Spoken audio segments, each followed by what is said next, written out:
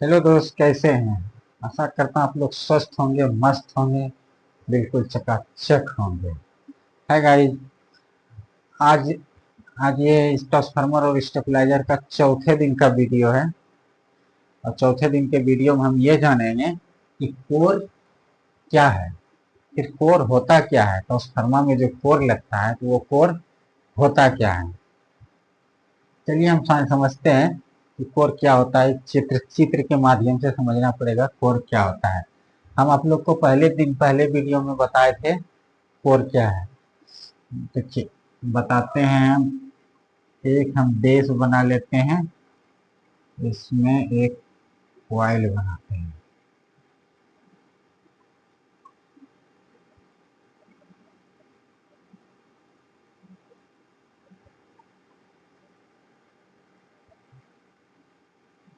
ये देखिए, हमने एक कोर बनाया। ये हमारा कोर है बीच में। और इसमें हम सप्लाई इन करेंगे, एसी वोल्टेज एसी इन करेंगे। और इधर भी एसी आउट। ये हो गया हमारा कोर। बीच में जो है दिख रहा है आपको, ये हमारा कोर है। और हम इधर भी कॉइल बना दिए और इधर भी हम कॉइल बना दिए। अब आप लोग को ट्रांसफार्मर में अब आप लोग को ट्रांसफार्मर में एक चीज दिखता होगा कि सेकेंडरी, ये प्राइमरी और ये सेकेंडरी दो कॉइल है।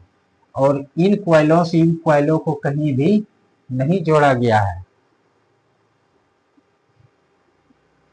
कहीं भी जोड़ा नहीं गया है। लेकिन फिर भी हम इधर से जो एसी वोल्टेज इनपुट करेंगे वो इधर आउटपुट, कुछ ना कुछ आउटपुट होगा।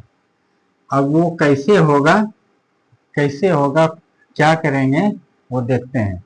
वो इधर जो हम वोल्टेज इन करेंगे हमें ये आउट कैसे देगा।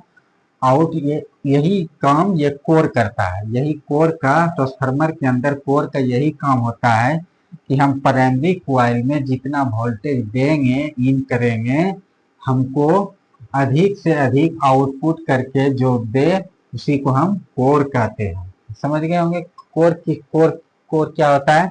हम आप लोग को पहले वीडियो में बताए थे कि हम जैसे एसी करंट कॉइल में देंगे तो इसके अंदर कुछ ना कुछ चुंबकीय फ्लक्स बनेगा। चुंबकीय फ्लक्स ऐसे बनेगा,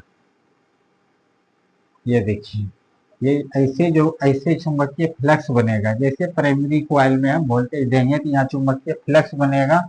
और ये अधिक से अधिक चुंबकीय फ्लक्स सेकेंडरी कॉइल में आएगी और जो हमें आउटपुट करके दे देगा, आउटपुट करके देगा। यही काम कोर का, ट्रांसफार्मर के अंदर कोर का यही काम होता है कि कितना, जो भी वोल्टेज इनपुट करेंगे इसके अंदर फ्लेक्सिबल बना के प्राइमरी कॉइल में, सेकेंडरी कॉइल में जाके आउटपुट कर देगा। लेकिन इधर भी एसी ही वोल्टेज आउटपुट करेगा। ठीक। देखते हैं ये कि हम कॉइल को कैसे बनाते हैं। ट्रांसफार्मर जो होता है, ट्रांसफार्मर दो प्रकार से बनते हैं। एक बनता है ई आई कोर पे और दूसरा बनता है ट्रेडल कोर पे। ई आई कोर पे देखिए, ई आई कोर का ट्रांसफार्मर कुछ इस प्रकार आता है और ट्रेडल कोर का ट्रांसफार्मर कुछ इस प्रकार होता है। ई आई कोर ई आई कोर ऐसे होता है। ई आई कोर ऐसा होता है, देखिए चित्र में आप लोग को दिखता होगा। और ट्रेडल कोर राउंड में होता है। अब समझते हैं कि ये कोर जो है ट्रांसफार्मर के अंदर जो हम, यानी कि पावर है, ट्रांसफार्मर के अंदर जो पावर है इसके अंदर कुछ ना कुछ हानि होती है। हानि का मतलब कि यानी कि हम इसमें अगर 100% पावर देंगे तो हमें आउटपुट पावर कितना देगा, तो ये देगा 90% या तो 95%। 90% या तो 95% कैसे देगा। यानी कि कोई भी मशीन हो या कोई भी वस्तु हो, उसकी कुछ ना कुछ क्षमता होता है। पावर यानी कि ऐसी करंट नहीं, पावर कुछ कोई, जैसे हमारे ही कोई कुछ काम करने की कुछ शक्ति होती है। जैसे इसमें इस ट्रांसफार्मर, मान लीजिए मशीन है, इसको हम 100% एनर्जी देते हैं तो ये कुछ ना कुछ एनर्जी अपने अंदर लॉस करेगी। अपने अंदर जो लॉस करेगा 90% या तो 95% हमें देगा, यानी कि 10% 5% ये खुद खा जाएगा, अपने अंदर एब्जॉर्ब कर लेगा। अब हम यही जानेंगे कि ये किस पे 90% और किस पे 95% देंगे, किस पे हमको 95% देगा। तो हम ई आई वाली कोर और ट्रेडल कोर दोनों में ये ट्रांसफार्मर बना के देखेंगे। हम दोनों में ट्रांसफार्मर बना के देखेंगे कि हमको किसमें ये ज्यादा पावर देता है।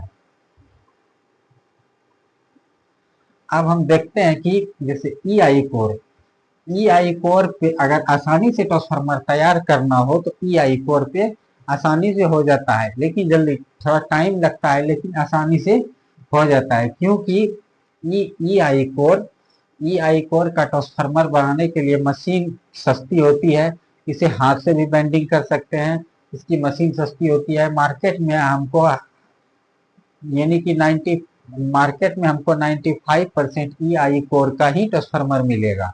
ट्रेडर कोर की ट्रांसफार्मर बहुत कम मिलता है, क्योंकि ट्रेडर ट्रांसफार्मर बनाने के लिए हमको एक एग्जैक्ट मशीन खरीदनी पड़ती है, जो कि महंगी आती है, और ये महंगी होने के कारण सभी लोग नहीं लगा सकते हैं। इसीलिए ई आई कोर का मशीन थोड़ा सस्ती आता है। नहीं तो इसको हाथ से भी बना सकते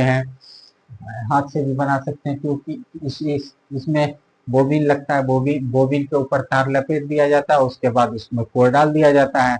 ये हाथ से भी बना सकते हैं, थोड़ा टाइम लगता है, लेकिन ये सस्ता पड़ता है, इसीलिए ई आई कोर का ट्रांसफार्मर मार्केट में अधिक से अधिक मिलता है। अब चलिए देखते हैं, दोनों कोरों पे हम ट्रांसफार्मर बना के देखेंगे। दोनों कोर पे ट्रांसफार्मर जब बनाएंगे तो हमें ट्रेडल वाली कोर जो है तो 95% देगा, 95% पावर देगा। इससे हमको ये समझ में आता है कि ई आई कोर से बेहतर ट्रेडल कोर है। अब चलिए हम देखते हैं कि ये कोर आखिर बनता क्या है। कोर बनता है यानी कि कोर में 97% लोहा और 3% सिलिकॉन। 3% जो है सिलिकॉन एक पदार्थ होता है, जो आप चित्र में देख सकते हैं, कुछ इसे होता है। इसमें 97% लोहा होता है और 3% सिलिकॉन होता है, इसीलिए इस कोर को हम क्या कहते हैं, सिलिकॉन स्टील। सिलिकॉन में एक ये गुण होता है कि ये मैग्नेटिक होता है, थोड़ा सा चुंबकीय गुण इसमें अधिक होता है, इसीलिए हम लोहे में इसको मिक्स करके इससे कोर बना लेते हैं। कोर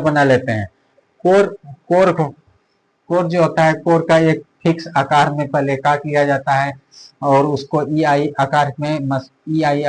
आकार में निशान मार के मशीनों से काट लिया जाता है। कुछ इस तरह इसमें चदरे का होता है, और इसको आसानी से काट के अपने आकार में ला लिया जाता है।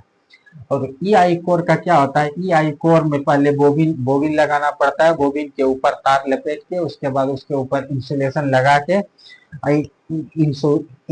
इंसुलेशन लगा के उसके बाद उसमें तार लपेटा जाता है, उसके बाद उसमें फिर से कोर डाला जाता है। और वहीं पर ट्रेडल कोर में क्या होता है, ट्रेडल कोर में कुछ नहीं किया जाता है। ट्रेडल कोर को सीधा लिया जाता है और उसके ऊपर इंसुलेशन पेपर लगा के उसके ऊपर एक बार तार लपेट दिया जाता है, और ट्रांसफार्मर बहुत जल्दी तैयार हो जाता है, लेकिन वो थोड़ा महंगा पड़ता है, इसीलिए ई आई कोर का ट्रांसफार्मर जो हम बना के तैयार कर दिए, उसकी कुछ हानियां होती है, ट्रांसफार्मर की कुछ हानियां होती है।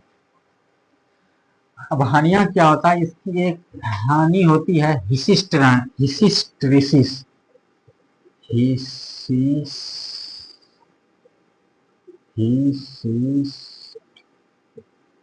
हानि। दूसरा होता है कॉपर हानि। तीसरा होता है भंवर हानि।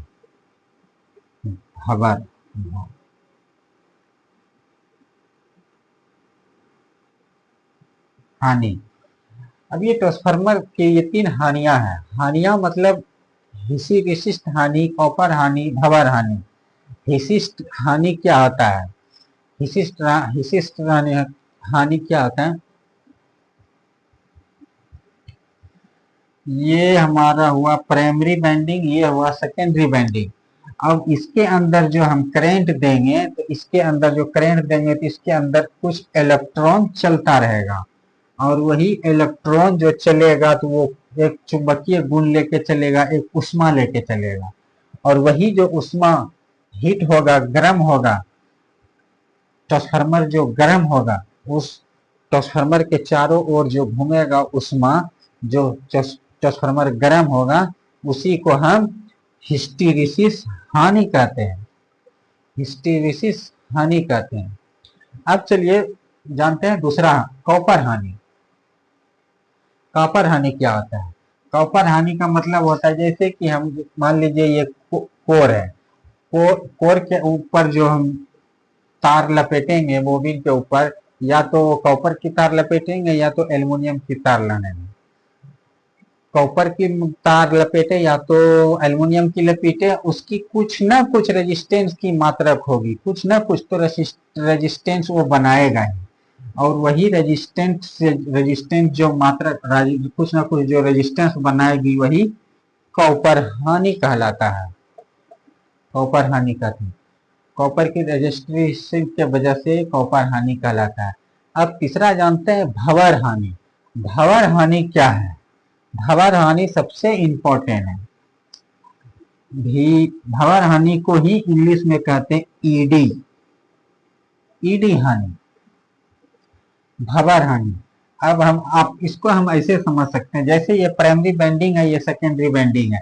जब हम इसमें एसी करंट देंगे, एसी करंट देंगे तो हमें ये आउटपुट निकाल के देगी, और जब हम इसमें एसी करंट देंगे तो इस कोर के ऊपर अगर हम कुछ मैग्नेटिक यानी कि कुछ धातु, लोहे का प्लेट ही मान लीजिए, कुछ भी अगर इस पे रखेंगे तो वो क्या करेंगे, वाइब्रेट करेगा, जिससे इससे एक ये धारा उत्पन्न होती है, और वो उसको अपनी ओर खींचने लगता है, वाइब्रेट उत्पन्न करता है। उसी को हम ईडी हानि या भंवर हानि कहते हैं। ये तीन हानि है, लेकिन ये तीनों हानि को हम खत्म नहीं कर सकते हैं, कम कर सकते हैं, बिल्कुल हद तक कम कर सकते हैं, लेकिन खत्म नहीं कर सकते हैं। अब चलिए भंवर हानि को हम जानते हैं। भंवर हानि का मतलब हुआ, जैसे मान लीजिए कितना बड़ा प्लेट रखें, इसमें कुछ ना कुछ वाइब्रेट हुआ। अब क्या करेंगे, इस प्लेट को हम दो भाग में बांट देंगे, कुछ कम हो जाएगा। अब चार भाग में बांट देंगे, कुछ कम हो जाएगा। इसी तरह से हानियां कम हो सकती है, लेकिन बिल्कुल खत्म कभी नहीं होगा। अब हम तीनों प्रकार की हानियों को समझ गए हैं। अब देखिए हिस्टैरिसीस हानि को कम करने के लिए क्या करेंगे, सिलिकॉन स्टील बढ़िया से बढ़िया क्वालिटी का यूज करेंगे। कॉपर हानि को कम करने के लिए अच्छे से अच्छे क्वालिटी की तार लगाएंगे। भंवर हानि खत्म करने के लिए इस कोरों के अंदर जितना हो सके गैपिंग कम से कम हो, उतना ही ठीक रहेगा। ये हम तीनों हानियों के बारे में जान गए। तीनों हानियों को कम कैसे करेंगे उसके बारे में भी जान गए। अब हम क्या करते हैं, इसको पहले मिटा, हम क्या किए हैं, कॉइल बना दिए हैं। इसमें जैसे एसी धारा इन करेंगे तो यहाँ कुछ चुंबकीय फ्लेक्स बनेगा, जो कि सेकेंडरी कॉइल को देगा, और सेकेंडरी कॉइल हमें आउटपुट करके देगा। इसकी कुछ क्षमता होती है, जिसका अगर 100% देंगे तो ये 90% या 95% ही देगा हमको। ये देखना है कि ये हमको ईआई कोर पे 90% मिल रहा है या ट्राइडल कोर पे। जिस कोर पे हमको 95% मिलेगा, हम इस ट्रांसफार्मर के लिए उसी कोर को बेस्ट मानेंगे, अच्छा मानेंगे। तो इसके बाद इस पे तीन हानियां हुआ, तीनों हानियों के बारे में समझ गए। तीनों हानियों को कम कैसे करेंगे उसके बारे में समझ गए हैं। अब हम ट्रांसफार्मर के कोर के बारे में बिल्कुल जान गए। आई होप कि हम अगले वीडियो में फिर से मिलेंगे और नेक्स्ट टॉपिक के साथ आज तक इतना ही, बस जय हिंद।